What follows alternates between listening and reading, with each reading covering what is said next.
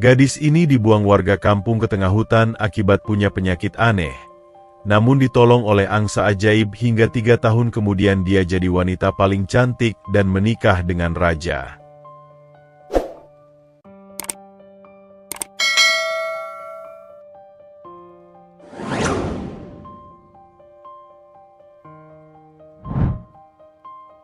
Di kaki pegunungan Ananta, tersembunyi sebuah kampung kecil bernama Waringin Songo. Kampung itu dikelilingi hamparan hutan lebat yang dipercaya sebagai batas dunia manusia dan dunia gaib. Penduduknya hidup dalam kesederhanaan, menggantungkan hidup pada alam, bertani, beternak, dan berburu seperlunya. Mereka sangat memegang adat dan mitos leluhur yang diturunkan dari generasi ke generasi. Di salah satu sudut kampung, berdirilah sebuah rumah kayu sederhana beratapkan ijuk, milik pasangan tua bernama Pak Surya dan Bu Endah. Mereka telah lama menikah namun tak kunjung memiliki anak, hingga suatu malam yang diselimuti hujan deras dan petir yang saling bersahutan, keajaiban datang dalam bentuk seorang bayi mungil yang ditemukan di depan rumah mereka, terbungkus kain putih bersulam benang emas. Bu Endah yang terkejut bukan kepalang segera memanggil suaminya. Meski sempat ragu, pasangan itu memutuskan merawat bayi tersebut dan memberinya nama Sekar Ayu, karena parasnya begitu cantik dan lembut, seperti bunga yang baru mekar setelah hujan pertama. Sekar Ayu tumbuh menjadi gadis yang berbeda dari anak-anak lainnya. Ia jarang sakit, namun tubuhnya memiliki keunikan yang belum pernah dilihat orang kampung. Setiap kali ia tertawa atau menangis, kulitnya memancarkan semburat cahaya lembut, seolah-olah ada sinar bulan yang hidup di dalam dirinya. Matanya bening seperti permukaan danau pagi hari, dan rambutnya panjang berkilau keperakan. Wajahnya tak hanya cantik, tapi menyimpan sesuatu yang membuat orang terdiam saat menatapnya terlalu lama, sebuah rasa damai, tapi juga misterius. Meski begitu, Sekar Ayu adalah anak yang sederhana. Ia suka menolong orang tua menumbuk padi, membantu menggiring kambing, dan menabur benih padi bersama anak-anak kampung. Suaranya lembut, dan setiap kata yang keluar dari bibirnya seolah memiliki irama yang menenangkan. Namun, di balik keistimewaannya, Sekar Ayu sering merasa asing di tengah keramaian. Ia tahu dirinya berbeda, walau tak mengerti mengapa. Bu Endah dan Pak Surya selalu menenangkan hatinya, berkata bahwa semua anak adalah anugerah, dan setiap anugerah punya bentuknya masing-masing. Mereka menyuruh Sekar Ayu untuk selalu bersyukur dan menjaga kebaikan dalam hati. Hari-harinya dipenuhi dengan rutinitas sederhana. Setiap pagi, ia bangun sebelum matahari menyentuh pepohonan, mengambil air dari sungai kecil yang mengalir di balik bukit, lalu menyiram bunga-bunga yang ditanam Bu Endah. Kadang-kadang ia duduk di bawah pohon randu sambil bernyanyi pelan, lagu-lagu yang entah dari mana ia pelajari, namun terasa begitu alami dalam suaranya. Ia juga memiliki kegemaran yang tak biasa, berbicara dengan binatang. Entah bagaimana, ayam, burung, dan bahkan kucing liar yang biasanya galak, menjadi jinak bila berada di dekat Sekar Ayu. Mereka sering mengelilinginya, seolah mendengarkan atau menyimak sesuatu yang hanya bisa mereka pahami. Penduduk kampung lama-lama menyadari keanehan-keanehan ini, namun selama Sekar Ayu tidak menyakiti siapapun, mereka membiarkannya. Hanya saja, bisik-bisik mulai terdengar di balik pagar rumah dan saat kumpulan ibu-ibu menumbuk padi di pagi hari. Ada yang bilang Sekar Ayu bukan manusia biasa. Ada pula yang percaya ia anak jin yang diserahkan pada manusia untuk dijaga sampai waktu tertentu. Namun Sekar Ayu tak pernah peduli. Ia tumbuh dengan cinta kasih yang tulus dari kedua orang tuanya. Setiap malam, sebelum tidur, Bu Endah membacakan dongeng dari cerita-cerita rakyat tua, dan Pak Surya menyalakan lampu minyak sambil mengelus rambutnya. Rumah kecil itu selalu hangat, bukan karena api di perapian, tapi karena cinta yang tak pernah padam. Sekar Ayu mulai beranjak remaja. Usianya menginjak 15 tahun saat kejadian-kejadian aneh mulai terjadi dalam dirinya. Bukan sesuatu yang menyakitkan, hanya perubahan-perubahan halus yang bahkan ia tak bisa jelaskan. Ia mulai merasakan kehadiran sesuatu di balik mimpinya. Sebuah danau luas berselimut kabut, seekor angsa putih bersayap lebar yang memanggil namanya, dan sebuah suara lembut yang berkata, "Saat waktunya tiba, kebenaran akan menjemputmu." Ia tak pernah menceritakan mimpi-mimpi itu kepada siapapun, bahkan pada Bu Endah. Ia hanya menyimpannya dalam hati, mencoba memahami maknanya. Kadang, saat duduk sendiri di tepian hutan, ia membayangkan tempat dalam mimpinya benar-benar ada. Ia merasa seolah panggilan itu bukan sekadar mimpi, tapi sesuatu yang nyata, sebuah janji yang masih terikat pada takdirnya. Waktu terus berjalan, dan Sekar Ayu semakin tumbuh menjadi gadis yang memesona. Senyum dan tutur katanya membuat siapapun yang berbicara dengannya merasa dihargai dan damai. Ia tak hanya cantik secara fisik, tapi juga memiliki kecantikan batin yang terpancar dalam setiap geraknya. Namun semua ketenangan itu hanyalah permukaan yang tenang dari danau yang dalam. Di balik matanya yang jernih, ada pertanyaan yang belum terjawab. Siapa dirinya sebenarnya? Dari mana ia berasal? Dan mengapa sinar lembut itu selalu muncul saat ia merasa emosi? Meski pertanyaan-pertanyaan itu belum memiliki jawaban, Sekar Ayu tidak pernah membiarkannya mengaburkan hari-harinya. Ia percaya bahwa semua akan terungkap pada waktunya. Untuk saat ini, ia hanya ingin menjadi anak yang baik bagi orang tua yang telah merawatnya dengan penuh kasih. Dan di tengah hutan yang diam itu, di balik barisan pohon yang menjulang dan kabut yang menggantung rendah, seekor angsa putih dengan bulu berkilau seperti mutiara mengamati dari kejauhan. Matanya tajam namun tenang. Ia tahu, waktu mereka akan segera tiba. Fajar menyibak langit Waringin Songo dengan warna keemasan yang lembut. Embun menetes dari ujung dedaunan, dan burung-burung berkicau nyaring seolah menyambut pagi dengan sukacita. Di dapur rumah kayu yang sederhana, Bu Endah tengah menyiapkan bubur ketan hitam kesukaan Sekar Ayu, sementara Pak Surya mengasah parang untuk pergi ke ladang. Sekar Ayu, seperti biasa, sudah duduk di bel bambu di halaman rumah. Wajahnya tampak cerah, namun ada lingkaran samar di bawah matanya. Ia menyembunyikan sesuatu yang tak ingin dilihat siapapun. Selama beberapa malam terakhir, tubuhnya terasa panas dingin meski ia tak demam. Setiap kali tertidur, ia merasakan sensasi aneh, seolah tubuhnya melayang dan jiwanya menari dalam cahaya. Ketika bangun, kulitnya akan bersinar pelan, lalu menghilang seiring waktu. Awalnya, ia mengira itu hanya mimpi. Tapi pagi itu, saat ia menyentuh lengannya, cahaya lembut muncul dari pori-porinya, seperti kilau kuning keemasan. Seketika ia menutup lengannya dengan kain selendang. Ia belum siap menjelaskan apapun. Hari itu, ia pergi ke mata air untuk mengambil air bersama anak-anak perempuan lain. Namun saat sedang menimba air, salah satu dari mereka, Lilis, menatapnya dengan heran. Sekar, kulitmu kok kayak bercahaya, ya?" tanya Lilis setengah bercanda namun dengan nada waspada. Sekar gugup, lalu tertawa pelan. Mungkin kena pantulan sinar matahari saja, Lis. Namun sinar itu tidak seperti pantulan biasa. Bercahaya lembut dan berdenyut, seperti nadi yang hidup. Beberapa anak lain mulai memperhatikan, dan tatapan-tatapan heran mulai bermunculan. 3 hari kemudian, keanehan semakin menjadi. Tubuh Sekar Ayu mulai mengeluarkan aroma samar seperti wangi bunga kenanga setiap kali malam tiba. Anehnya, aroma itu bukan berasal dari minyak wangi atau bunga sungguhan.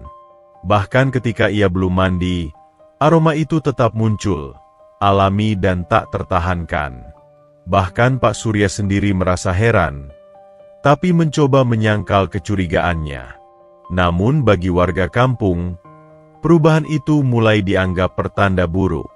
"Anak itu tidak seperti kita," bisik seorang ibu saat di balai desa.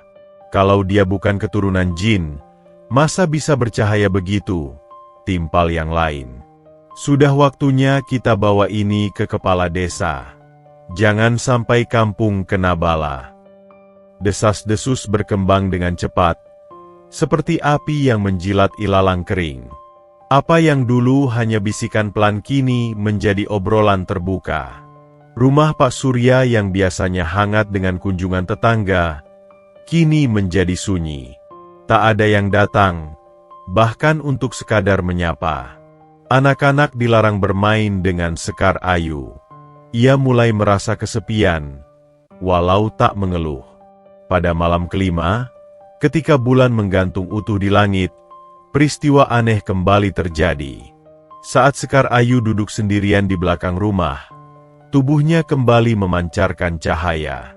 Tapi kali ini lebih terang, membentuk pola seperti ukiran di kulitnya. Simbol-simbol tak dikenal muncul di lengannya, seperti sulur tumbuhan berkilau yang hidup. Ia menjerit pelan karena terkejut. Bu Endah yang sedang menjemur gabah di dapur segera berlari mendekat. Begitu melihat pola cahaya di tubuh putrinya, wajahnya pucat. Tapi bukan karena takut, melainkan karena rasa tak percaya. "Sinar ini, seperti yang ada dalam mimpi-mimpiku dulu," gumam Bu Endah lirih. Namun sebelum ia sempat berkata lebih jauh, tetangga mereka, Pak Karyo, lewat di jalan kecil samping rumah. Ia melihat cahaya yang keluar dari balik dinding kayu dan langsung berlari menuju balai desa. Keesokan harinya, kepala desa bersama beberapa warga mendatangi rumah Pak Surya. Wajah-wajah mereka tegang. Beberapa membawa tongkat dan obor meski matahari belum terbenam. "Kami tak ingin menyakiti siapapun, Pak Surya," kata kepala desa dengan nada berat. "Tapi apa yang terjadi pada Sekar Ayu ini tidak biasa." Banyak warga mulai ketakutan. Pak Surya berdiri di depan pintu rumah, melindungi keluarganya. "Anak kami tak pernah menyakiti siapapun. Ia hanya berbeda. Justru karena itu kami harus hati-hati. Jangan sampai kampung ini dilanda bencana."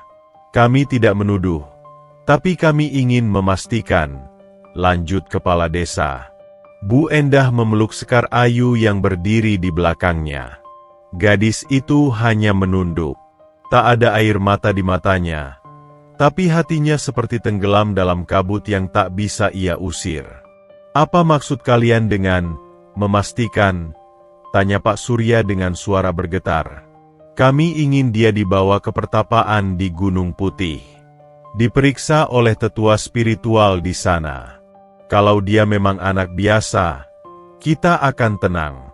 Tapi kalau dia titisan makhluk halus, kita harus bertindak sebelum terlambat." Keputusan itu membuat hati Pak Surya dan Bu Endah hancur. Tapi mereka tahu, menolak berarti melawan seluruh kampung. Dengan berat hati, mereka menyetujui Sekar Ayu untuk dibawa ke pertapaan dalam 2 hari mendatang. Malamnya, Sekar Ayu duduk termenung di tepi sungai kecil dekat rumah. Air mengalir pelan, dan bayangan bulan menari di permukaannya. Ia mengusap lengannya, tempat simbol cahaya tadi muncul. Kini sudah lenyap, tapi rasanya masih membekas. Tiba-tiba, di seberang sungai, seekor angsa putih berdiri tenang di atas batu besar. Bulunya berkilau diterpa cahaya bulan, dan matanya seperti menembus malam.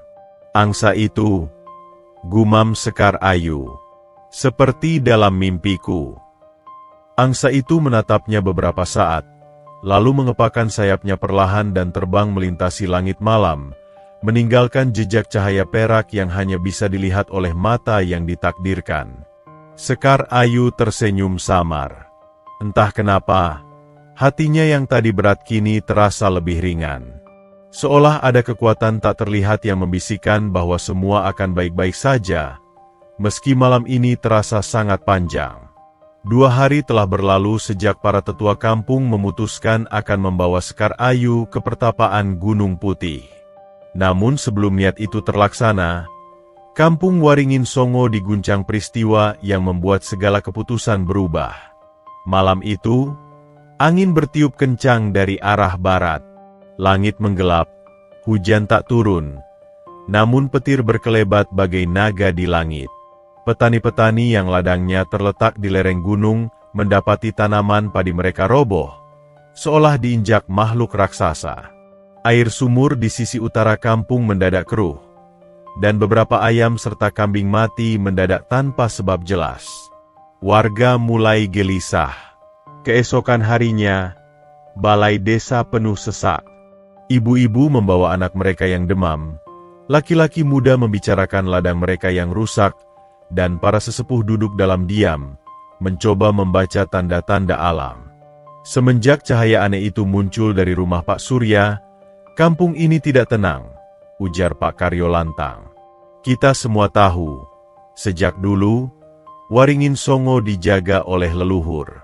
Tapi kini, seolah ada sesuatu yang mengusik batas itu. Padi rusak, sumur keruh, anak-anak sakit. Apa ini semua kebetulan? Sahut Bumirah, sambil menunjuk anaknya yang demam tinggi. Kita tidak bicara soal beda atau tidak biasa lagi. Ini sudah soal nyawa. Kepala desa yang duduk di tengah hanya mengangguk pelan. Ia tahu, gejolak hati warga sudah di luar kendali. Walaupun belum ada bukti bahwa Sekar Ayu penyebabnya, ketakutan yang tumbuh telah mengaburkan akal sehat. Kalau begitu, ujar kepala desa akhirnya, kita panggil saja keluarganya. Biar mereka tahu kekhawatiran kita. Sore itu, angin bertiup dingin di rumah Pak Surya. Sekar Ayu duduk di dalam kamar, merenung, memandangi langit yang mulai berubah warna. Tubuhnya terasa ringan namun hatinya berat.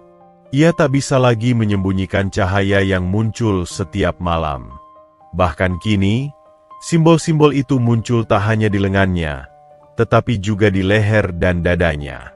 Ia tak mengerti maknanya, hanya merasa bahwa sesuatu di dalam dirinya sedang tumbuh dan tak bisa dihentikan. Pintu rumah diketuk keras. Bu Endah membuka dan mendapati beberapa orang desa berdiri di sana. Di tengah mereka, berdiri kepala desa dan Pak Karyo. Kami mohon maaf datang dengan cara seperti ini, ucap kepala desa sambil menunduk sedikit. Tapi keadaan sudah tidak bisa ditunda. Warga ingin bicara.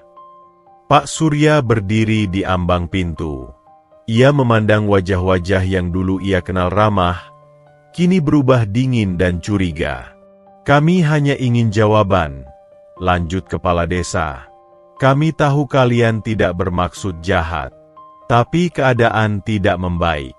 Kami takut, Pak Surya. Dan ketakutan ini sudah berubah jadi keresahan. Tapi anak kami bukan penyebab semua ini, ujar Bu Endah pelan, menahan tangis. Ia hanya berbeda. Justru karena perbedaan itu, sahut Pak Karyo, kita tidak tahu asal-usulnya. Ia datang malam-malam dengan cahaya di kulitnya. Kini ladang kita rusak, sumur keruh. Bukankah itu cukup bukti? Suara-suara dari luar rumah mulai terdengar. Warga berdiri di halaman, memegang obor, sebagian berbisik keras, sebagian menunjuk-nunjuk ke arah jendela kamar Sekar Ayu.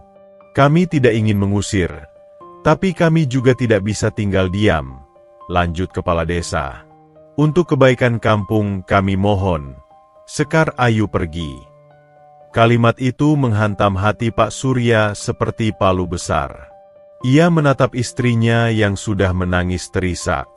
Di balik pintu, Sekar Ayu mendengar semuanya. Dengan langkah pelan, ia membuka pintu kamar dan muncul di hadapan mereka. Aku tahu, ucap Sekar Ayu dengan suara tenang, meski matanya merah. Sejak dulu aku merasa tak sama. Tapi aku tidak pernah berniat membawa celaka. Warga yang mendengar suaranya mendekat ke rumah, ingin melihat gadis yang mereka anggap sebagai sumber malapetaka. Saat Sekar Ayu berdiri di depan pintu, cahaya tipis muncul dari tubuhnya. Matanya bersinar seperti menyimpan langit malam di dalamnya. Aura damai menyebar, tapi ketakutan telah membutakan warga. "Lihat, cahaya itu!" teriak seseorang. "Itu bukan manusia." Suara-suara jadi gaduh. Beberapa anak kecil menangis. Ibu-ibu menutup mata mereka. Obor bergetar di tangan para lelaki. Bahkan kepala desa mulai goyah. Sekar Ayu menatap semua orang yang dulu pernah ia bantu. Mereka yang pernah ia temani ke ladang, yang pernah tertawa bersamanya di pematang sawah, kini menatapnya seolah ia makhluk asing. "Kalau memang aku harus pergi, aku akan pergi," katanya lirih. "Tapi jangan salahkan aku jika nanti kalian menyadari sesuatu yang terlambat." Pak Surya hendak menyela, namun Sekar Ayu menggeleng lembut. Ia tahu, jika ayahnya menolak, maka warga bisa jadi bertindak lebih kasar. Ia tak ingin orang tuanya terluka karenanya. Ia masuk kembali ke dalam rumah, mengemas pakaian sederhana dan membawa kalung benang tua pemberian Bu Endah saat ia kecil. Satu-satunya benda yang tak pernah ia lepas. Bu Endah memeluknya sambil menangis, sementara Pak Surya menggenggam tangannya erat. "Maafkan kami, Nak," katanya lirih. Sekar Ayu tersenyum tipis. "Ayah ibu sudah memberiku rumah dan kasih sayang. Itu cukup." Malam itu, langit mendung dan bintang-bintang bersembunyi. Warga mengantar Sekar Ayu sampai ke gerbang kampung, namun tak satu pun berani menyentuh atau bicara padanya. Mereka hanya menatap dalam diam, seolah tengah mengantar roh yang hendak diusir dari dunia. Sekar Ayu melangkah perlahan ke arah hutan yang gelap, tanpa membawa pelita. Tapi langkahnya tetap tenang. Cahaya lembut dari tubuhnya menjadi penerang jalannya. Dan di kejauhan, di atas dahan pohon tertinggi, seekor angsa putih dengan sayap lebar mengawasi perjalanannya. Matanya menyimpan janji dan harapan. Malam itu, Sekar Ayu meninggalkan kampung, bukan sebagai gadis biasa, tetapi sebagai awal dari sesuatu yang lebih besar dari yang bisa dibayangkan siapapun. Langit malam menyimpan keheningan yang asing ketika Sekar Ayu menapaki batas hutan. Pohon-pohon tinggi menjulang bagai penjaga raksasa, dan akar-akarnya menjalar seperti ular yang tertidur. Udara di sana lebih dingin, dan kabut tipis menggantung di antara semak belukar. Namun langkah Sekar Ayu tidak goyah. Cahaya lembut dari tubuhnya memancar samar, cukup menerangi 1-2 langkah di depannya. Ia tak tahu kemana ia akan pergi. Hutan ini bukan tempat yang pernah dijelajahi warga kampung. Mereka menyebutnya hutan larangan. Konon katanya, makhluk-makhluk gaib tinggal di dalamnya. Namun bagi Sekar, tak ada tempat lain untuk berlindung. Setelah 1 jam berjalan, kakinya mulai lelah. Ia duduk di atas batu besar di pinggir sungai kecil, membasuh wajahnya dengan air dingin. Ketika menatap pantulan dirinya di permukaan air, ia terdiam. Wajahnya masih wajah Sekar Ayu yang dulu. Tapi kini ada sesuatu yang berbeda. Matanya lebih dalam, kulitnya memancarkan kilau samar, dan simbol-simbol aneh masih sesekali muncul, lalu lenyap seperti kabut yang ditiup angin. Tiba-tiba, air sungai beriak, padahal tak ada angin. Seekor angsa putih melayang turun dari langit dan mendarat lembut di atas air. Bulu-bulunya seputih kapas, matanya berkilau keemasan. Sekar tertegun. Ia mengenali angsa itu, bukan dari dunia nyata, tapi dari mimpi-mimpinya. "Engkau," bisiknya, setengah percaya, setengah takut. Angsa itu mendekat perlahan. Dari lehernya tergantung manik-manik kristal kecil berbentuk air mata. Ketika ia membuka paruhnya, terdengar suara, bukan seperti binatang biasa, melainkan seperti suara dalam pikiran Sekar sendiri. Engkau telah datang, Putri Cahaya. Waktumu telah tiba. Sekar mundur setapak. Siapa kamu? Mengapa memanggilku seperti itu? Aku adalah Bayu Lingga, utusan penjaga alam tertua. Dan kau, Sekar Ayu, adalah pewaris garis terang yang telah hilang sejak 7 generasi lalu. Darahmu membawa cahaya yang akan menyeimbangkan dunia. Tapi jalanmu tak akan mudah. Sekar menggeleng. Aku hanya gadis desa. Aku tak paham tentang darah atau garis terang. Aku bahkan tak tahu kenapa tubuhku bercahaya. Bayu Lingga mengepakkan sayapnya. Seketika, embusan angin lembut menyelimuti tubuh Sekar Ayu. Di sekeliling mereka, waktu seperti berhenti.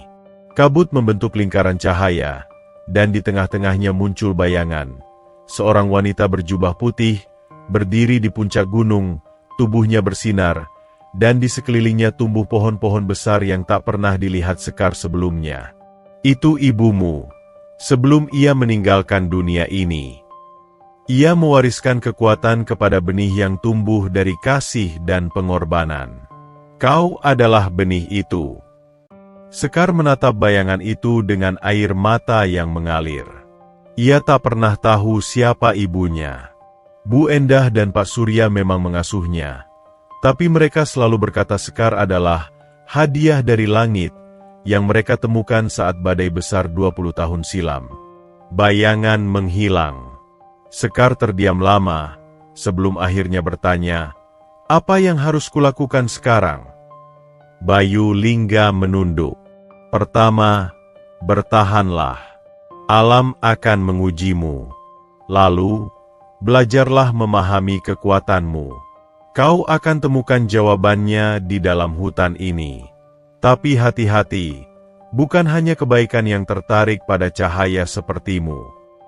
Dan setelah berkata demikian, angsa putih itu terbang melesat ke langit, meninggalkan jejak cahaya seperti pelangi senyap. Hari-hari berikutnya adalah ujian bagi Sekar Ayu. Ia membangun pondok sederhana dari ranting dan daun kering di bawah pohon besar yang akar-akarnya seperti lengan pelindung. Ia makan buah-buahan liar, belajar mengenali mana yang aman dan mana yang beracun.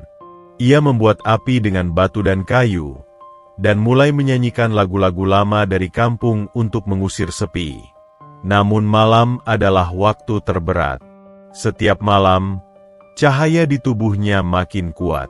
Kadang membuat binatang-binatang kecil datang menghampiri.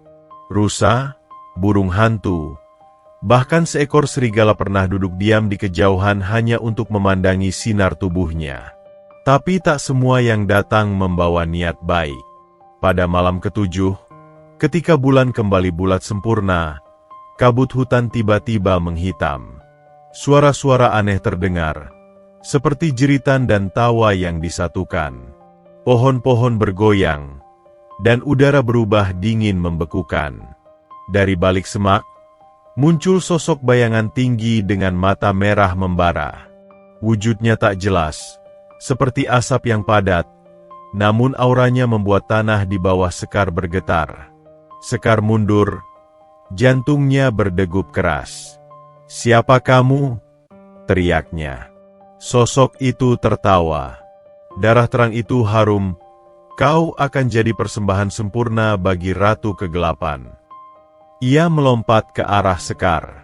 Tapi tepat saat itu, simbol di dada Sekar menyala terang.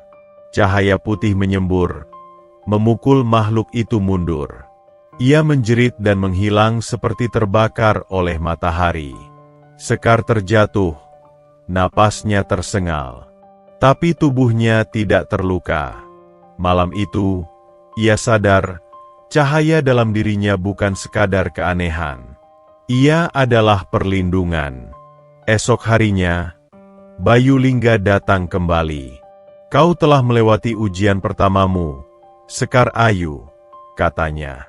Kini waktunya belajar menggunakan cahaya itu, bukan hanya untuk bertahan, tapi untuk memberi. Dan sejak hari itu, Sekar mulai belajar bersama Bayu Lingga. Angsa ajaib itu membawanya ke tempat-tempat tersembunyi di hutan, air terjun rahasia yang bisa menyembuhkan luka, pohon bercahaya yang menyimpan kenangan para leluhur, dan batu datar di tengah danau biru yang digunakan untuk meditasi dan pemurnian jiwa. Sekar belajar menenangkan pikirannya, mengendalikan energi yang mengalir dalam darahnya, dan memanggil cahaya hanya saat dibutuhkan. Ia juga belajar memahami bahasa alam, suara angin, getar tanah, dan bisikan pepohonan. Dalam 3 bulan, Sekar berubah. Ia bukan lagi gadis kampung yang ketakutan. Ia menjadi perempuan muda yang anggun, kuat, dan bercahaya. Tubuhnya semakin indah, kulitnya berkilau bagai mutiara, dan matanya menyimpan kedalaman yang membuat siapapun yang menatapnya tak bisa berpaling. Namun bukan hanya kecantikan yang tumbuh, hatinya pun menjadi luas, penuh kasih, dan bijak. Ia mulai membantu makhluk-makhluk hutan yang terluka. Ia menyembuhkan tanaman yang hampir mati, dan bahkan menjinakkan seekor macan hutan yang pernah menyerangnya. Waktu berlalu tanpa terasa. 1 tahun, 2 tahun, hingga 3 tahun telah berlalu sejak ia diusir dari kampung. Di dunia luar, Waringin Songo mulai dilanda musibah yang tak berkesudahan. Tanah kering, panen gagal, dan sumber air mengering. Banyak warga menyesali keputusan mereka dahulu, tapi mereka tak tahu kemana Sekar Ayu pergi. Mereka hanya menyisakan kenangan dan sesal. Namun di dalam hutan, Sekar tumbuh menjadi legenda. Bayu Lingga kini tak hanya menjadi guru, tapi juga sahabat sejati. Ia sering berkata, "Waktumu akan datang. Saat dunia luar membutuhkan cahaya, kau akan kembali. Dan saat itu, tak ada yang bisa menolak takdirmu." Dan tepat ketika fajar ketiga di musim semi tiba, terdengar suara gemuruh dari arah selatan. Sebuah rombongan kerajaan tersesat di hutan saat perjalanan menuju gunung. Mereka tengah mencari air suci untuk menyembuhkan sang raja yang sakit parah.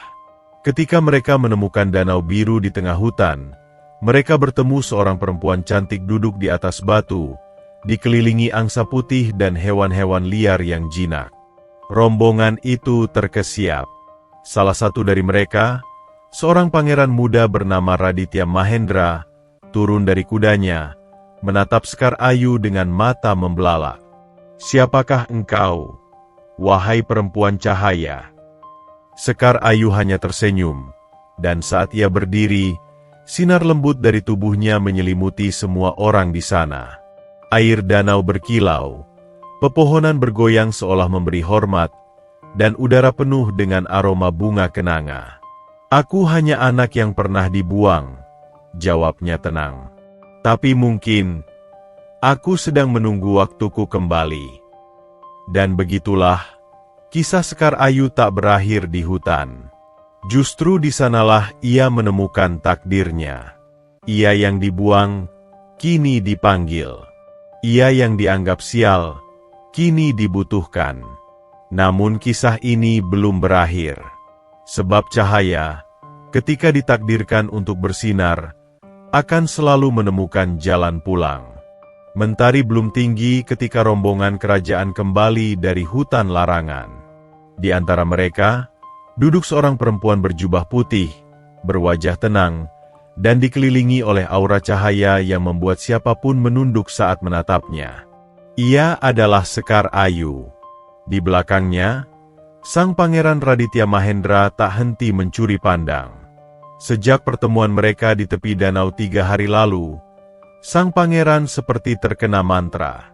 Tak hanya karena kecantikan Sekar Ayu yang luar biasa, tapi karena ada sesuatu dalam dirinya yang tak bisa dijelaskan. Ketenangan, kekuatan, dan pesona yang mengikat. Namun, saat kereta kerajaan memasuki halaman istana, Tak semua menyambut dengan senyum. Ratu Permaisuri Sekardini, ibu sang pangeran, menatap perempuan asing itu dengan tatapan curiga. Di sampingnya, seorang gadis bangsawan bernama Ratri Arumdalu menggenggam sapu tangannya erat. Ia adalah putri dari adipati paling berkuasa di kerajaan, dan sejak kecil dijodohkan dengan Pangeran Mahendra. Ia sudah merasa berada di ambang tahta permaisuri. Namun kini, harapannya seolah direnggut oleh seorang asing dari hutan. Sekar Ayu dibawa ke ruang dalam istana, diminta tinggal sementara di bangunan Paviliun Angin, sebuah tempat tenang di sisi taman kerajaan. Di sana, ia diberi pelayan, pakaian indah, dan makanan terbaik. Namun hati Sekar tetap sederhana. Ia tetap menyapa setiap pelayan dengan senyum, duduk di tanah untuk merawat tanaman di taman, dan memberi waktu untuk anak-anak istana yang ingin belajar lagu-lagu desa. Sikapnya ini malah menambah daya tariknya. Beberapa hari kemudian, Raja Prabu Dharmawangsa dipanggil Sekar untuk meminum air dari danau suci yang dibawanya. Air itu ia campur dengan getah pohon terang, dan dibacakan doa-doa dalam bahasa kuno warisan ibunya. Dalam 1 minggu, kondisi sang raja mulai pulih. Tubuhnya yang semula lemah kini bisa berdiri dan berbicara. Berita kesembuhan sang raja menyebar ke seluruh negeri. Orang-orang mulai bertanya, siapa perempuan yang menyembuhkan raja?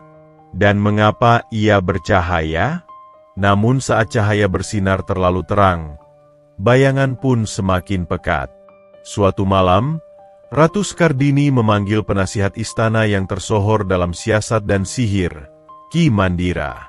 "Aku tidak percaya pada perempuan itu," kata sang ratu dengan nada dingin. "Ia muncul dari hutan, menyihir anakku, menyembuhkan suamiku, dan kini semua orang memujanya." Ki Mandira membungkuk. "Saya merasakan ada kekuatan besar dalam dirinya. Tapi itu bisa menjadi ancaman jika tidak dikendalikan." Ratu Dini menyipitkan mata. "Kau tahu apa yang harus kau lakukan."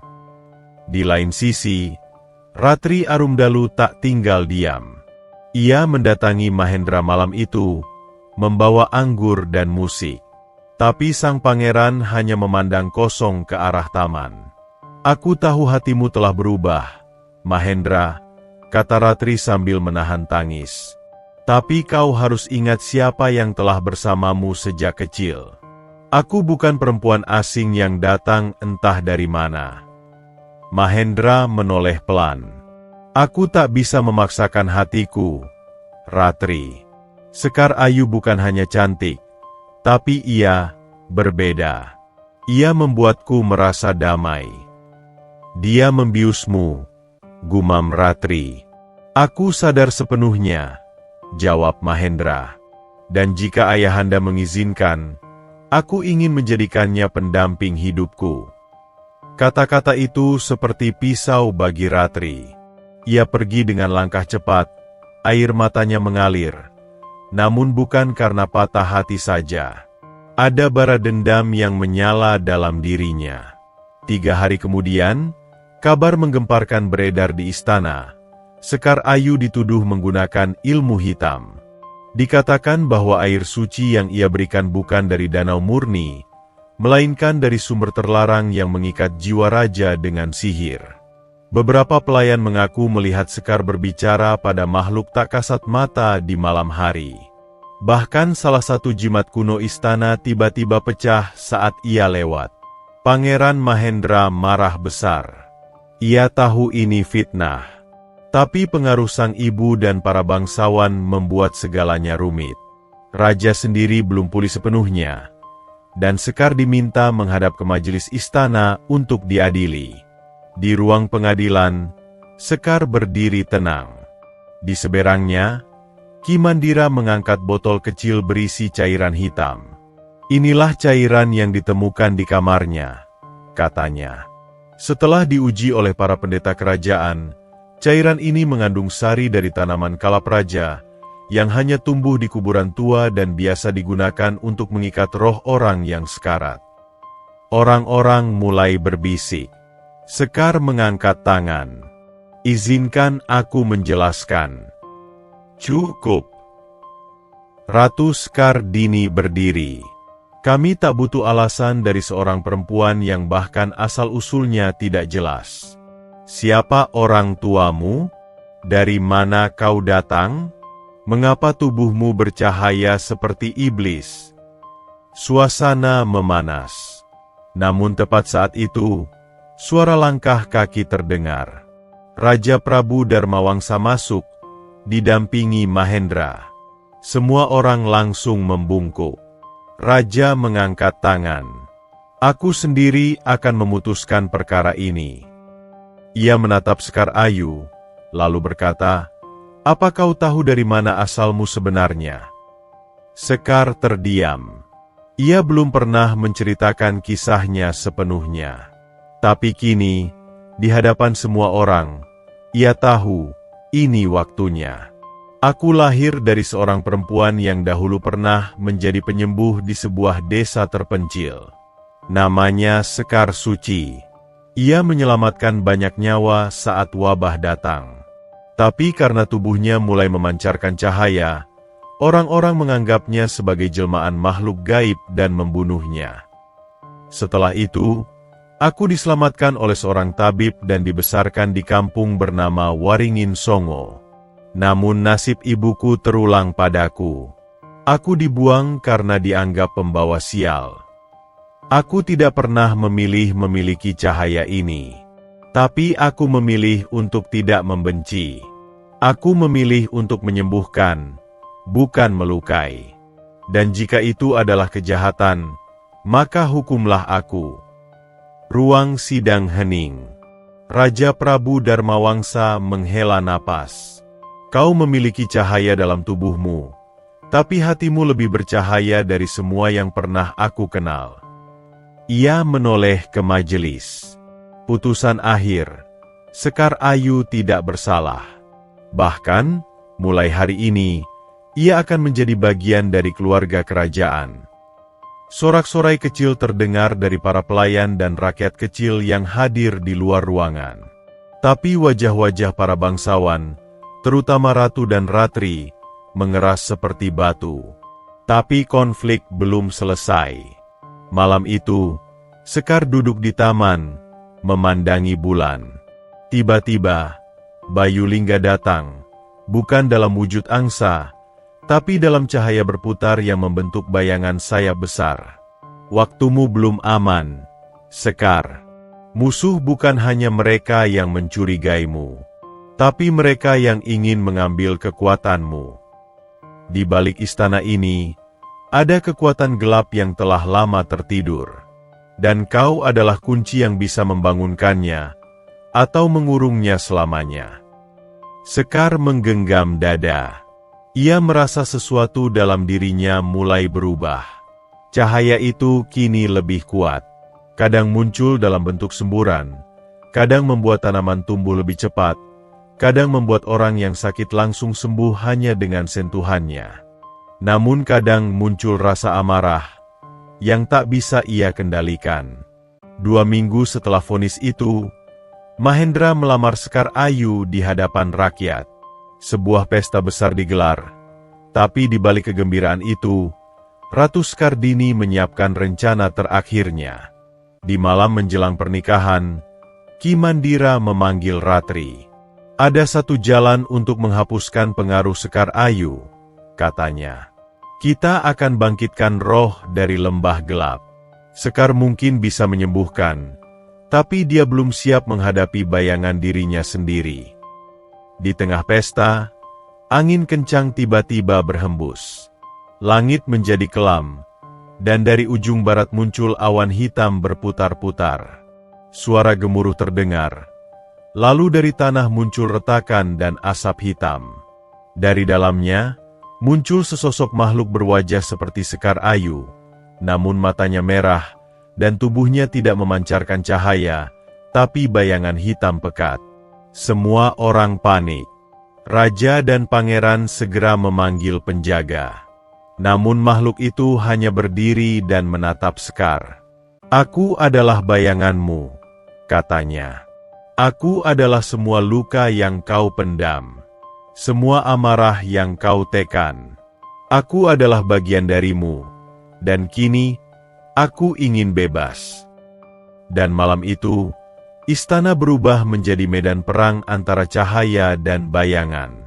Namun ini bukan pertarungan biasa. Ini adalah ujian terbesar Sekar Ayu. Mampukah ia menghadapi sisi gelap dari dirinya sendiri? Istana Panjerwangi tak pernah sekelam malam itu. Awan hitam menutupi cahaya bulan, dan petir menyambar-nyambar seperti genderang perang dari langit. Para tamu kerajaan berlarian, pelayan menjerit, dan prajurit sibuk menyiapkan perisai dan tombak. Di tengah halaman istana, makhluk yang menyerupai Sekar Ayu berdiri, namun dengan kulit seputih mayat, rambut hitamnya menjuntai ke tanah, dan sorot matanya merah membara seperti bara neraka. Bayangan dirinya, yang tak pernah disangka akan muncul ke dunia nyata. Sekar Ayu berdiri diam, tubuhnya menggigil. Bayangan itu bukan sekadar sosok lain. Ia bisa merasakan emosi makhluk itu. Dendam, sakit hati, amarah yang mendidih. Semua itu berasal darinya sendiri. Dari luka masa lalu yang belum sembuh. Dari pengkhianatan, penghinaan, dan rasa tak diterima.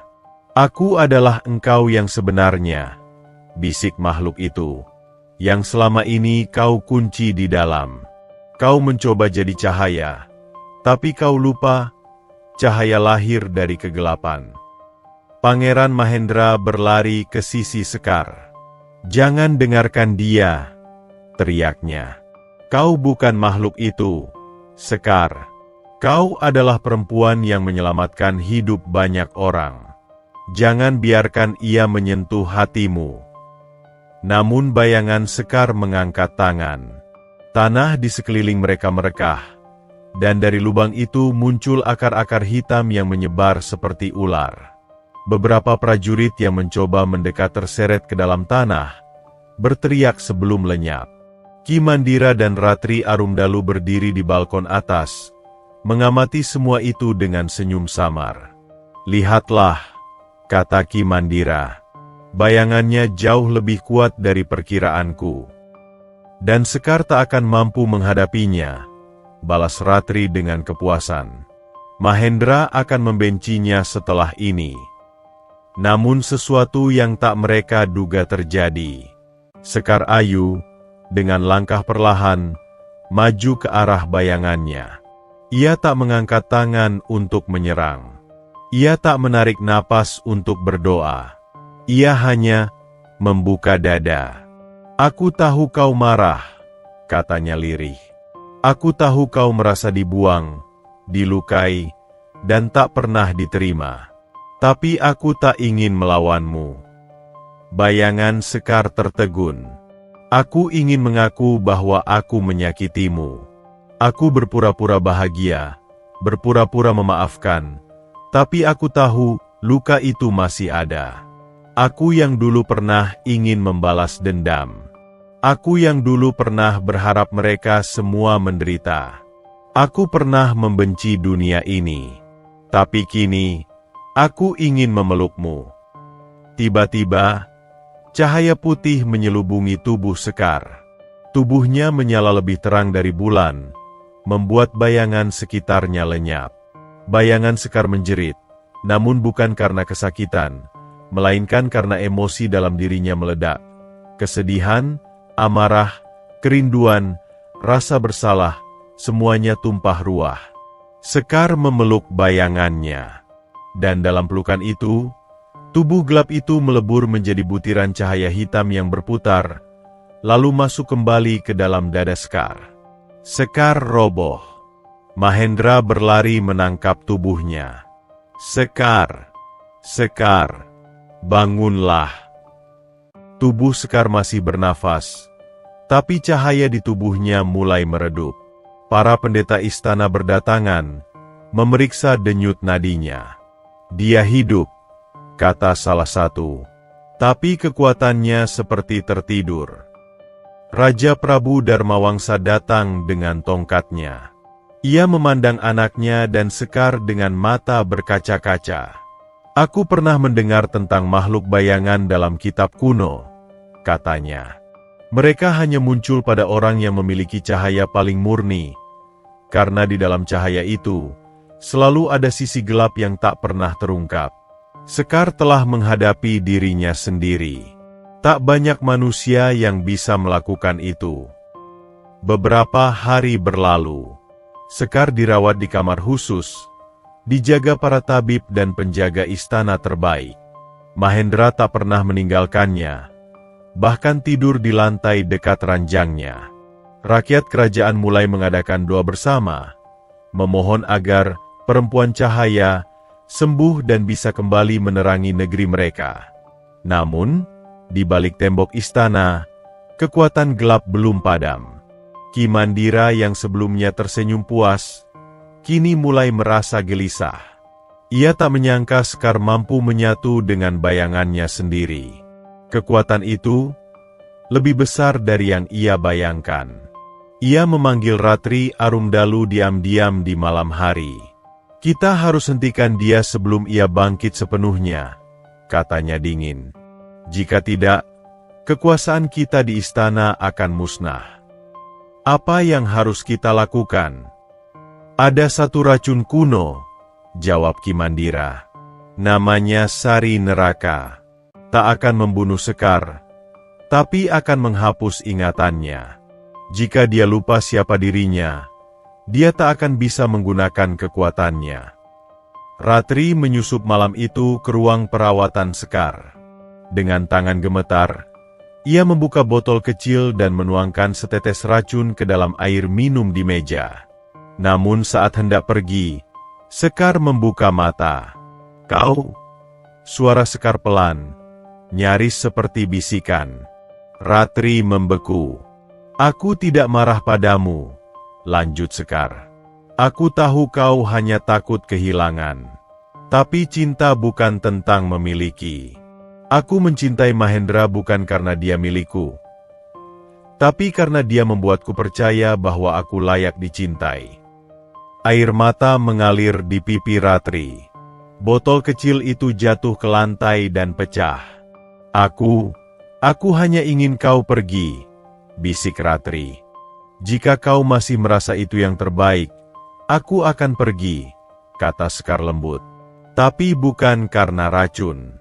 Karena aku ingin melihatmu tumbuh jadi perempuan kuat, bukan pengecut yang bersembunyi di balik racun dan dendam."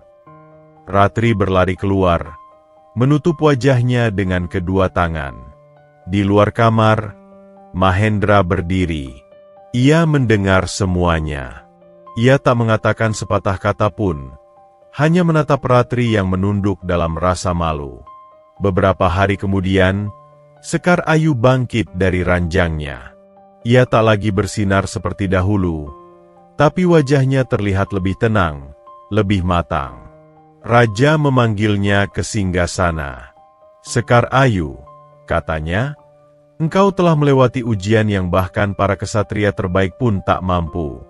Kau telah menghadapi bayanganmu sendiri, menyelamatkan kerajaan dari kegelapan, dan menebarkan cahaya bukan lewat kekuatanmu, tapi lewat hatimu." Raja berdiri. "Maka hari ini, aku umumkan, engkau akan menjadi permaisuri kerajaan Panjerwangi." Tepuk tangan bergemuruh. Bahkan beberapa bangsawan yang dahulu membenci Sekar kini berdiri dan membungkuk hormat. Namun Sekar mengangkat tangan. "Ampun tuanku," katanya lembut. "Sebelum aku menerima kehormatan ini, izinkan aku kembali ke desa tempat aku dibuang dahulu. Aku ingin menuntaskan sesuatu di sana." Raja terdiam sejenak, lalu mengangguk. "Lakukanlah apa yang perlu. Mahendra akan menyertaimu." Seminggu kemudian, Sekar dan Mahendra tiba di desa Waringin Songo, tempat yang dulu mengusirnya seperti hewan najis. Tapi kali ini, ia kembali dengan kepala tegak, dan rakyat desa terpana melihat wajahnya yang bersinar dan indah. Warga berbisik-bisik, sebagian menangis, sebagian berlutut. Seorang perempuan tua datang merangkak. "Maafkan kami, Sekar, kami buta, kami bodoh." Sekar mengangkat wanita itu dan memeluknya. "Aku telah memaafkan kalian sejak lama," katanya. "Aku hanya ingin kalian tahu bahwa cinta dan pengampunan jauh lebih kuat daripada ketakutan." Sekar membangun sebuah rumah perawatan dan sekolah kecil di desa itu, gratis untuk semua. Ia mengangkat beberapa anak yatim piatu untuk diajarkan tanaman obat dan musik dari hutan. Desa itu berubah. Dari yang semula dipenuhi rasa takut dan prasangka, menjadi desa yang penuh kedamaian dan pembelajaran. 2 bulan kemudian, pesta pernikahan besar digelar di Panjerwangi. Rakyat dari seluruh negeri datang membawa persembahan. Langit dihiasi lampion, dan suara musik mengalun sepanjang malam. Sekar Ayu, mengenakan kebaya putih berhiaskan batu bulan, berjalan di altar kerajaan dengan langkah tenang. Di ujung altar, Pangeran Mahendra menantinya dengan senyum penuh cinta. Mereka saling menggenggam tangan. Dan ketika mereka bersatu dalam ikatan suci, cahaya lembut menyelimuti istana, bukan cahaya dari kekuatan magis, tapi dari cinta sejati, pengampunan, dan kebaikan yang tak terpadamkan. Malam telah larut di Panjerwangi. Di atas langit kerajaan, bintang bertaburan seolah turut merayakan hari-hari penuh bahagia. Sekar Ayu kini resmi menjadi permaisuri, dan seluruh negeri mencintainya. Namun, jauh di lubuk hatinya, ada sebuah pertanyaan lama yang belum terjawab. Sebuah teka-teki yang tak pernah diberi nama, namun selalu berbisik di balik mimpinya. Siapa sebenarnya angsa ajaib Bayu Lingga? Ia telah menyelamatkan Sekar Ayu dari kehancuran, membimbingnya dalam kesendirian di hutan, dan mengubahnya menjadi sosok yang kuat dan penuh cahaya.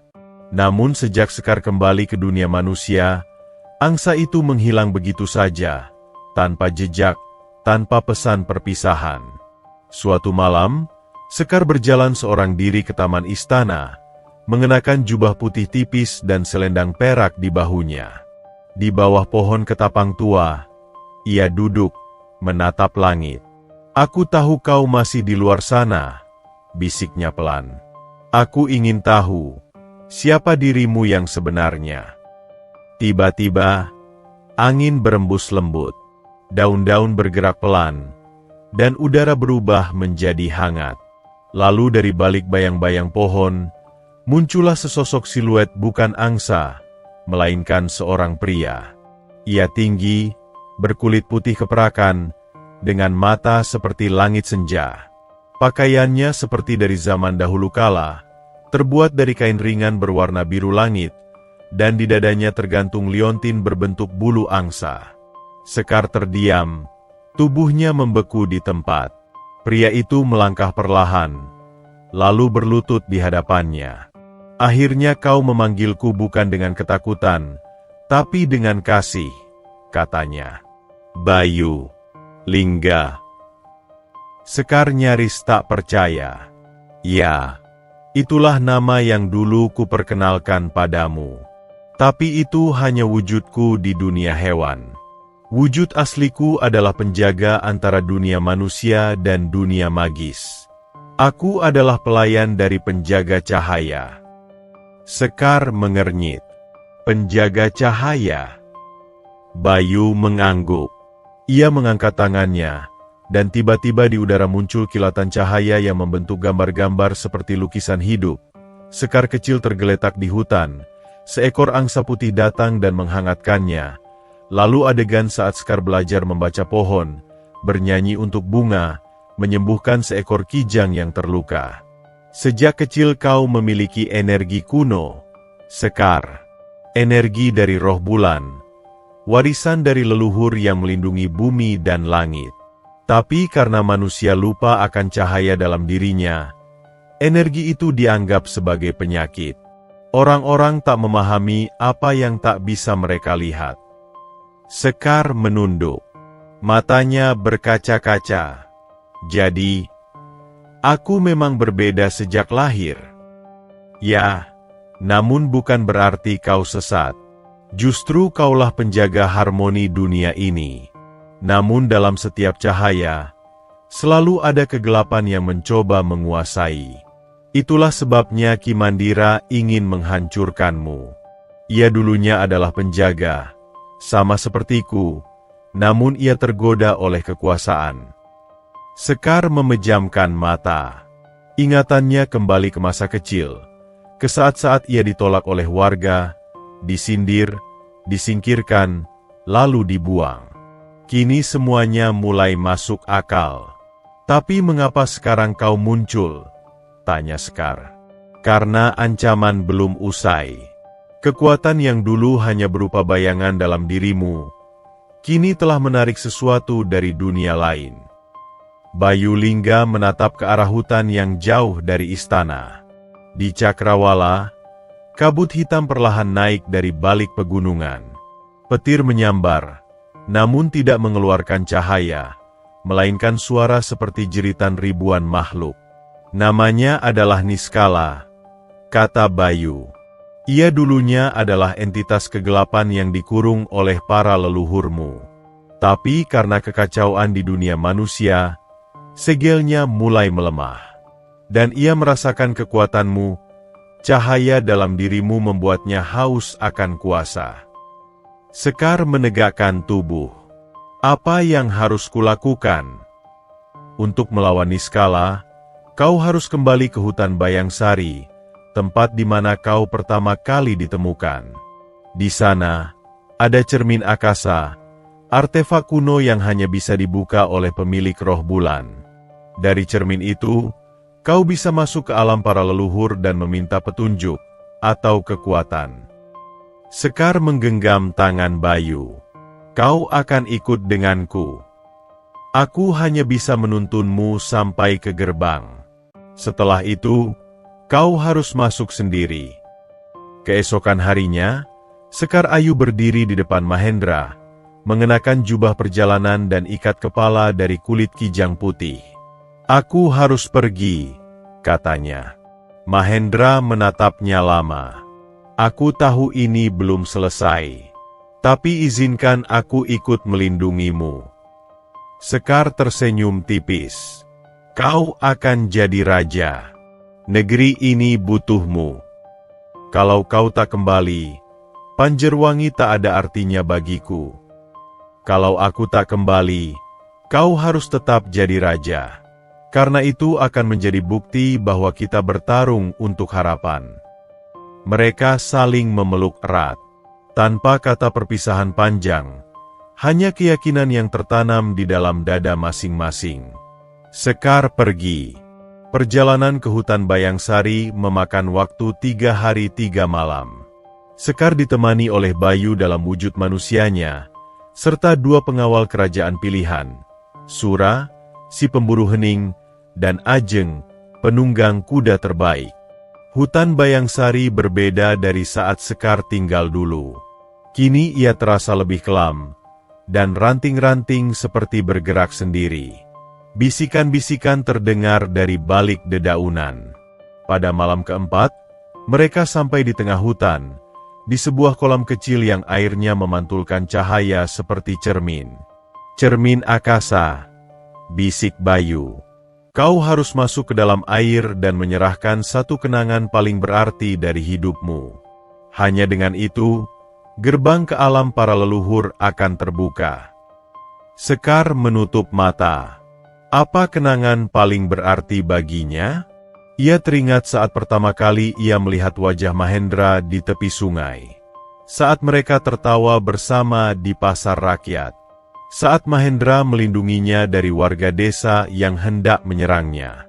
Aku serahkan cintaku padanya, ucap Sekar, dan air matanya jatuh. Air kolam mulai bersinar terang, dan pusaran muncul di tengah. Sekar melangkah masuk, tubuhnya perlahan tenggelam. Bayu dan yang lainnya hanya bisa menatapnya hilang dalam pusaran cahaya. Sekar tiba di dunia berbeda. Langitnya keemasan, tanahnya seperti kabut.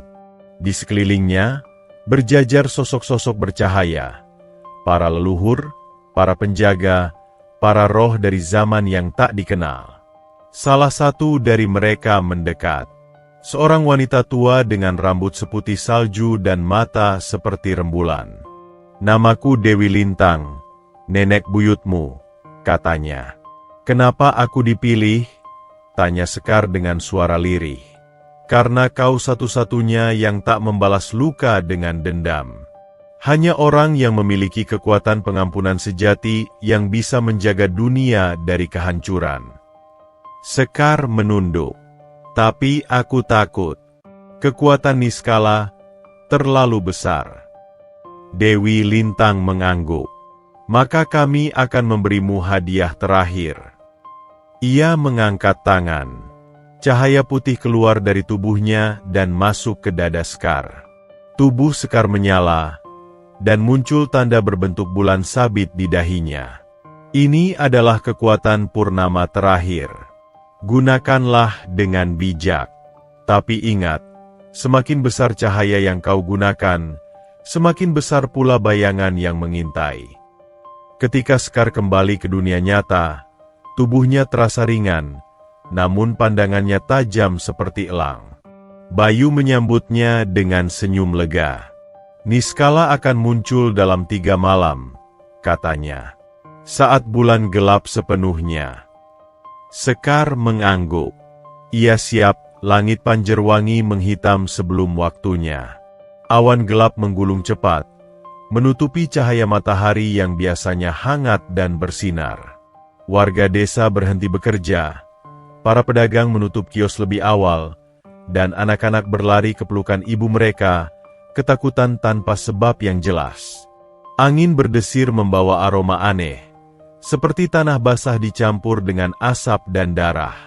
Hari itu adalah malam menjelang bulan baru, malam tanpa cahaya, malam yang ditunggu oleh sosok bernama Niskala. Di puncak menara istana angkasa, Sekar Ayu berdiri menghadap angin. Tubuhnya mengenakan pakaian perang khusus para pelindung kerajaan, bukan dari besi, tapi dari kain sakral berwarna perak kebiruan, disulam dengan benang bulan dan kelopak melati hutan. Di dahinya tampak simbol bulan sabit bercahaya lembut.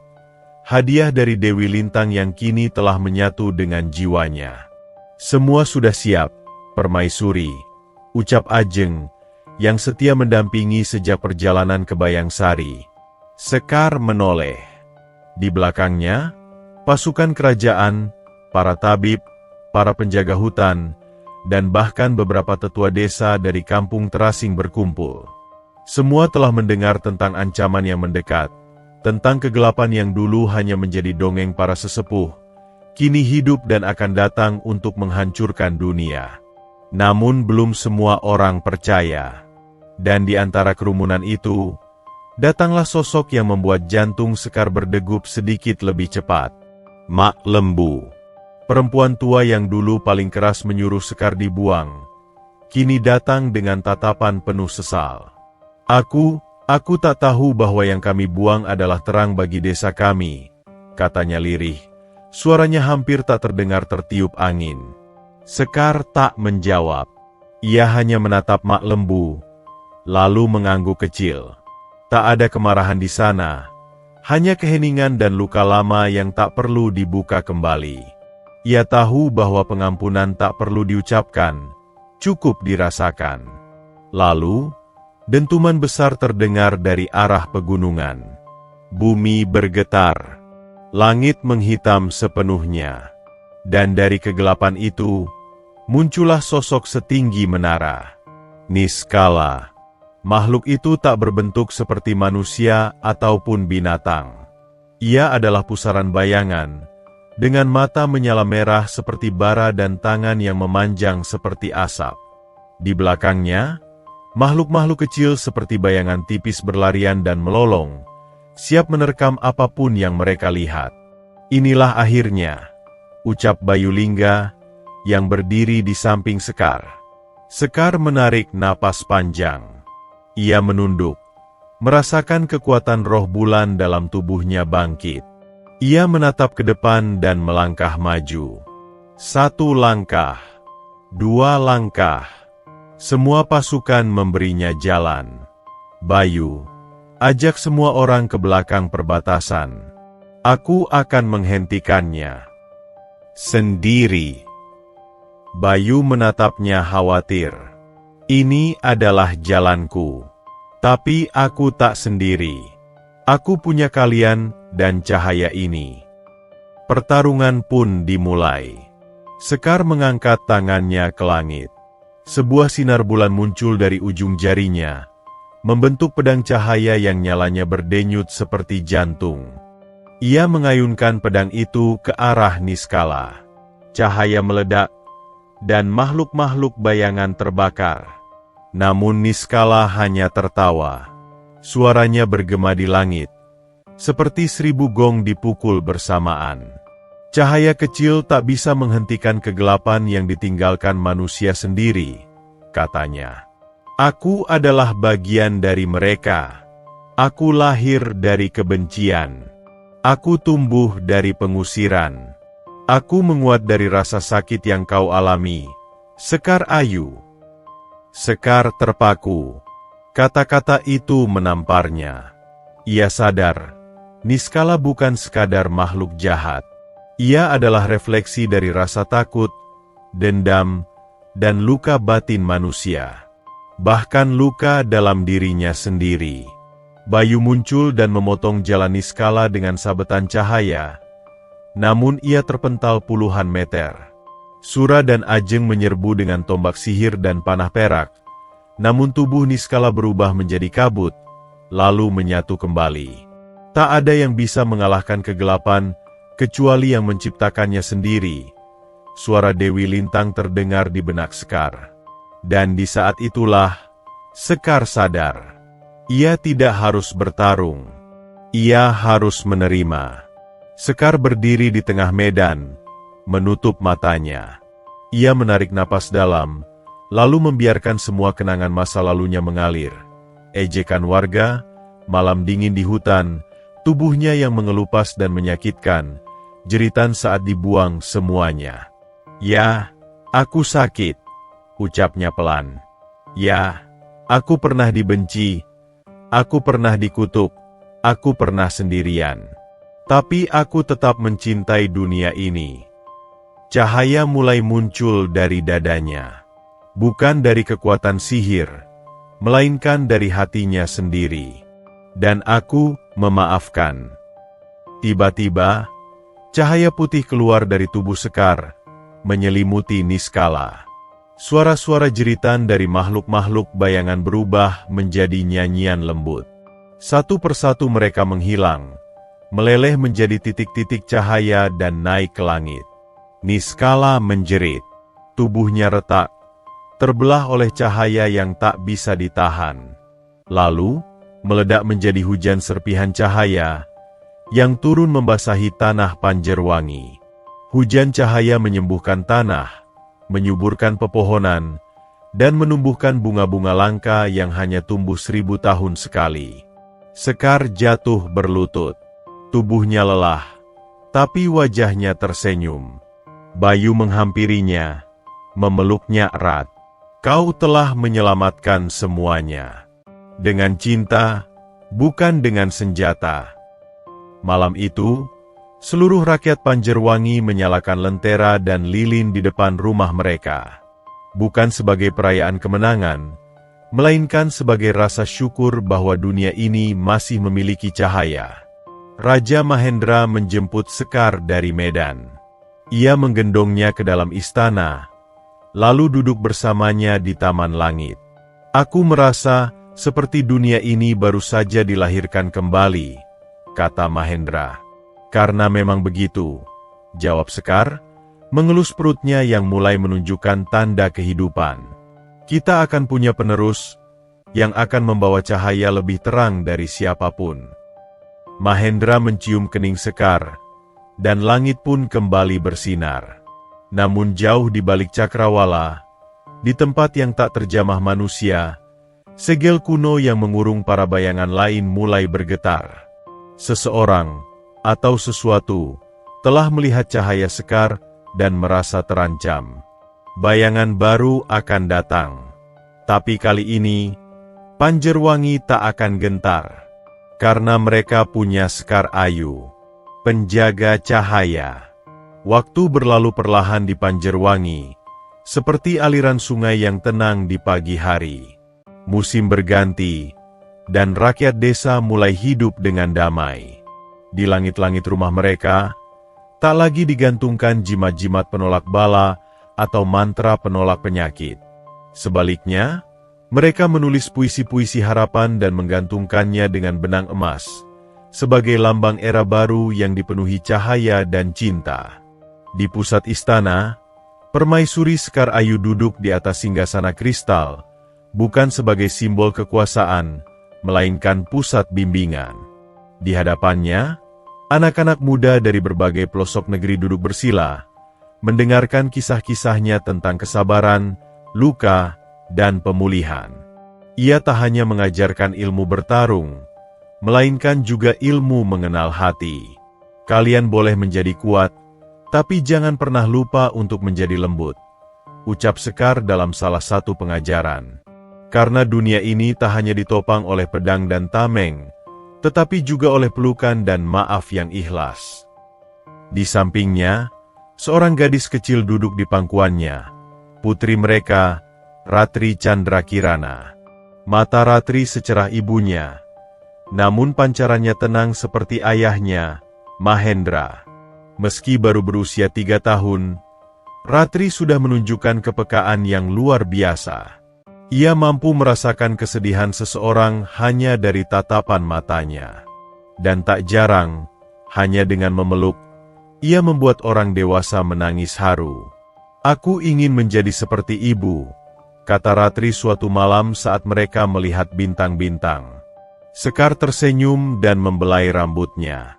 Kau akan jadi jauh lebih baik dari ibu. Dalam waktu singkat, Panjerwangi berubah menjadi pusat ilmu batin dan kebijaksanaan. Raja Mahendra membuka gerbang istana untuk siapapun yang ingin belajar. Tak ada perbedaan status, tak ada kasta, semua disambut. Bahkan para mantan penuduh, yang dulu melemparkan kata kutuk pada Sekar, kini menjadi muridnya yang paling setia. Salah satunya adalah Raka, pemuda kampung yang dulunya ikut mendorong Sekar keluar dari desa. Aku tak bisa mengubah masa lalu, kata Raka dengan suara gemetar suatu hari. Tapi aku ingin menjadi bagian dari masa depan yang lebih baik. Sekar menatapnya, lalu menyerahkan sebuah tongkat kayu yang diukir dengan ukiran angsa. Kalau begitu, bantu aku membimbing mereka yang pernah seperti kita, yang pernah tersesat oleh ketakutan. Raka mengangguk dengan mata berkaca-kaca. Dan mulailah perjalanan Sekar membangun sekolah cahaya bayang, sebuah lembaga yang didirikan di tengah hutan tempat ia dulu dibuang.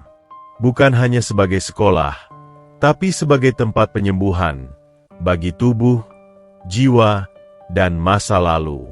Hutan yang dulu dianggap terkutuk kini berubah menjadi taman penuh bunga dan burung-burung angsa yang datang setiap fajar, seperti mengucapkan terima kasih atas kehadiran Sekar.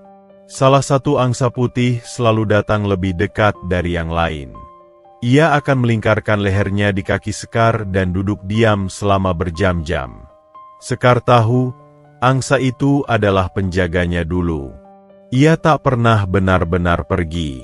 Namamu bukan sekadar kenangan, Sekar berkata padanya suatu hari. Kau adalah awal dari segalanya. Dan sejak hari itu, Sekar menyebut angsa itu dengan nama Kemala, permata yang tak ternilai. Namun, tak semua damai selamanya. Suatu malam, saat bintang-bintang tampak redup dan angin berhenti berhembus, Sekar terbangun dari tidurnya dengan dada sesak. Ia melihat keluar jendela dan melihat siluet bayangan tipis berdiri di tepi danau istana. Bayangan itu tak bergerak, hanya menatap. Dan saat Sekar turun untuk melihat lebih dekat, Bayangan itu menghilang seperti asap tersapu angin.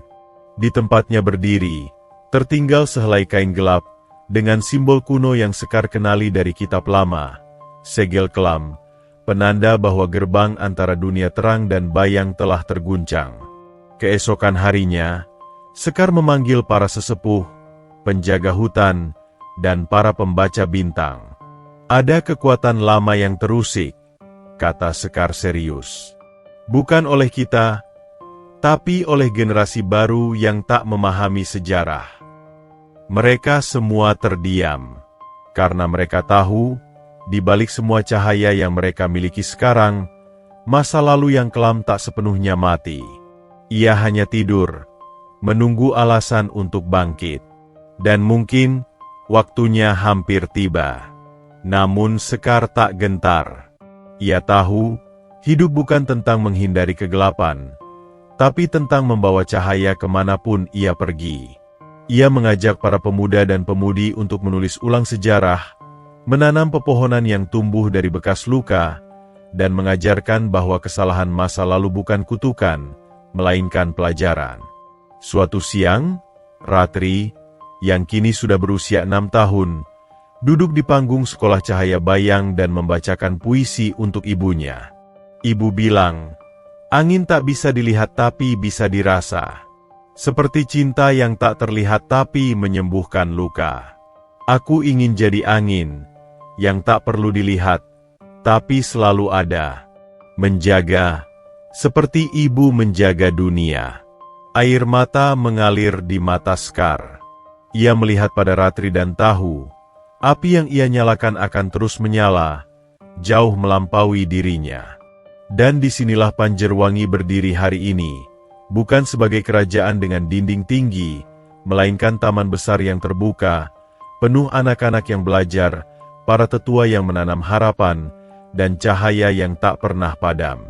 Namun di balik cakrawala, badai mulai menyusun awan. Bukan ancaman dari luar, tapi dari dalam. Ambisi, lupa diri, dan kebenaran yang diputar balikan. Dan saat itu datang, Sekar tahu, waktunya akan tiba untuk membuat pilihan terakhir. Apakah ia akan tetap menjadi cahaya, atau menyerahkan semuanya kepada generasi baru? Karena pada akhirnya, bahkan cahaya pun butuh penerus yang bersinar lebih terang. Fajar perlahan menyibak gelap malam terakhir di Panjerwangi. Angin pagi membawa harum melati liar, sementara kabut tipis menyelimuti danau di tepi hutan. Di tengah keheningan itu, suara denting lonceng angin bergema lembut dari puncak istana angkasa. Sekar Ayu berdiri sendirian di atas menara tertinggi, mengenakan kain putih bersulam cahaya bulan. Rambutnya tergerai, dan mata beningnya menatap ke cakrawala, di mana langit tampak tak biasa, separuhnya terang, separuh lagi gelap seolah dunia tak bisa memutuskan ingin mengakhiri atau memulai. Di tangannya, ia menggenggam surat tua yang ditemukan di balik kain bersegel kelam. Isinya hanyalah satu kalimat. Apa yang dimaafkan tak selalu lenyap. Kadang, ia kembali untuk menuntut jawaban. Hari itu adalah hari ia memutuskan untuk menghadapi semuanya, bukan sebagai permaisuri, bukan sebagai wanita yang dahulu dibuang, melainkan sebagai ibu, pelindung, dan penjaga dunia baru. Di halaman sekolah cahaya bayang, Ratri berdiri di tengah lingkaran api berbentuk bulan sabit. Di sekelilingnya, para guru sihir, penjaga hutan, dan tabib cahaya duduk bersila, menyaksikan ujian akhir yang tak pernah diujikan pada siapapun sebelumnya, ritus pewarisan nurani. Sekar menghampiri Ratri, lalu meletakkan tangan di kepala anaknya. Kau akan menggantikan ibu suatu hari nanti. Tapi hari itu belum sekarang. Hari ini, ibu akan berjalan ke tempat di mana cahaya dan bayang bertemu. Jika ibu tak kembali, kau tahu harus kemana mencari jawabannya. Ratri menggigit bibir, mencoba menahan tangis. Ibu tidak akan pergi selamanya, kan? Sekar menunduk, mencium keningnya, dan berbisik. Cahaya tak pernah benar-benar pergi. Ia hanya berpindah tempat. Dan seperti bayangan yang bergerak di balik cahaya obor, Sekar pun melangkah pergi, meninggalkan anaknya yang kini sudah lebih kuat dari siapapun di generasinya. Di lembah tergelap bernama Lungit, tempat di mana langit selalu mendung dan tanah tidak pernah kering, Sekar berdiri di hadapan gerbang kuno, terbuat dari batu obsidian dan akar kering berwarna merah tua. Di sanalah segel bayangan lama yang pernah runtuh, kembali berdenyut perlahan seperti jantung yang dibangkitkan. Suara-suara dari dalam gerbang berbisik. Bukan ancaman, tapi kenangan. Kenangan dari anak-anak yang ditolak, perempuan yang diasingkan, dan jiwa-jiwa yang dibakar stigma dan prasangka. Sekar Ayu, bisik suara berat dari balik bayang. Kau datang untuk mengakhiri atau mengampuni. Sekar melangkah maju. Suaranya lembut namun tegas. Aku datang bukan untuk mengakhiri siapapun. Aku datang untuk menyelesaikan. Gerbang terbuka. Dan dari dalamnya, muncullah bayang terakhir. Makhluk yang lahir dari sisa dendam dan luka yang belum sempat pulih. Wujudnya menyerupai Sekar sendiri. Namun dengan mata gelap dan tubuh berselimut kabut. Mengapa kau memadamkan aku? Tanya bayang terakhir. Karena kaulah bagian dari aku yang tak pernah berdamai, jawab Sekar. Tapi hari ini, aku tak akan mengusirmu. Aku akan merangkulmu. Tanpa senjata, tanpa mantra, Sekar berjalan mendekati bayangannya sendiri. Dan saat tubuh mereka bersentuhan, cahaya dan gelap saling melingkupi, bukan untuk saling menelan, tapi menyatu. Terjadi ledakan cahaya yang menyilaukan. Gunung Lungit bergetar, langit terbuka, dan seluruh Panjerwangi merasakan kehangatan yang belum pernah ada sebelumnya. Sekar lenyap, tapi tidak mati. Ia menjadi nur, cahaya murni yang kini tersebar di seluruh penjuru tanah. Bunga-bunga baru tumbuh dalam semalam. Sungai menjadi jernih. Hati yang keras menjadi lembut. Dan di hari itu, bintang-bintang turun ke bumi, membentuk lingkaran cahaya yang hanya bisa dilihat oleh mereka yang benar-benar mencintai.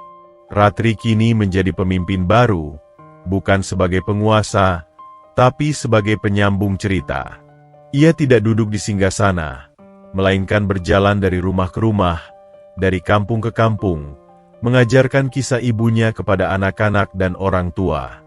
Sekar Ayu bukanlah dewi, katanya suatu sore. Ia adalah manusia yang memilih untuk tidak membalas luka dengan luka. Ia memilih cinta saat semua orang memilih benci. Dan karena itulah, ia abadi. Di puncak istana angkasa, patung Sekar dibangun bukan sebagai simbol kekuasaan, melainkan sebagai pengingat bahwa kekuatan sejati tidak datang dari tubuh atau sihir, melainkan dari hati yang bisa menerima dan melepaskan. Mak Lembu, yang kini telah menua, duduk setiap pagi di depan patung itu sambil berdoa. Maafku tak akan cukup, tapi aku tahu, kau sudah memaafkanku sebelum aku sadar akan dosaku. Sementara angsa-angsa putih, termasuk Kemala, tetap datang setiap pagi ke taman istana, terbang mengelilingi danau yang kini dinamai Danau Nur. Bayu Lingga, suami Sekar, menulis buku berjudul Cahaya yang Tak Bisa Padam, berisi kisah hidup sang permaisuri, dengan pesan terakhir yang menggugah. Jika kau merasa sendiri, ingatlah bahwa pernah ada seorang gadis yang dibuang karena penyakit. Namun dari luka-lukanya tumbuh bunga. Dan dari air matanya tumbuh cahaya. Dia tidak mengutuk siapapun, justru menyelamatkan semua. Suatu malam, saat Ratri berusia 17, ia duduk di tepi danau dan berbicara pada angin. Ibu, aku tahu kau belum pergi. Aku tahu suatu hari nanti, aku akan melihatmu lagi, bukan dalam mimpi, tapi dalam setiap orang yang kutolong, dalam setiap hati yang sembuh, dalam setiap senyum yang muncul setelah penderitaan. Dan malam itu, Bintang terbesar di langit berkedip 3 kali. Bukan sekadar isyarat, melainkan janji bahwa kisah Sekar Ayu belum selesai. Ia hanya berganti bentuk dari seorang gadis yang pernah dikucilkan menjadi cahaya yang akan membimbing selama dunia masih berputar.